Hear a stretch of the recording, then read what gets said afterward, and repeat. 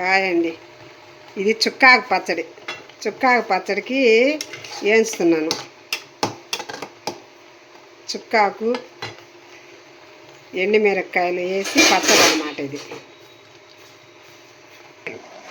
ఇది వచ్చి గోంగూర పచ్చిమిరపకాయలు వేసి పచ్చడి అన్నమాట. మధ్యాహ్నాల బగారా రైస్ కిలోకి ఇవి రెండు అన్నమాట ప్రిపేర్ చేస్తున్నాం.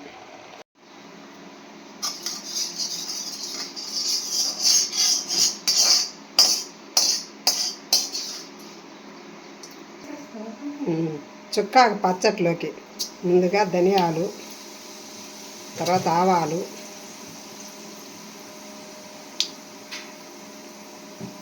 తర్వాత జీలకర్ర, తర్వాత కొంచెం మెంతులు, ఎండుమిర్చి,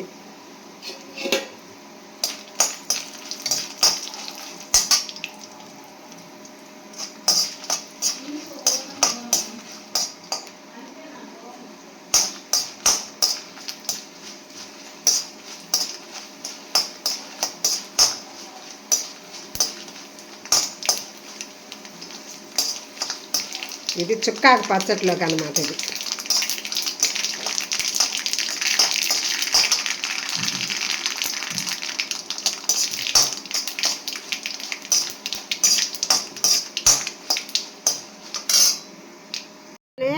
చుక్కాకు పచ్చడి కూడా అలాగే చేయాలా అంటే చుక్కాకు పచ్చడిలో తెల్లగడ్డలు వేసుకుంటాం కాబట్టి గోంగూర అవసరం లేదు.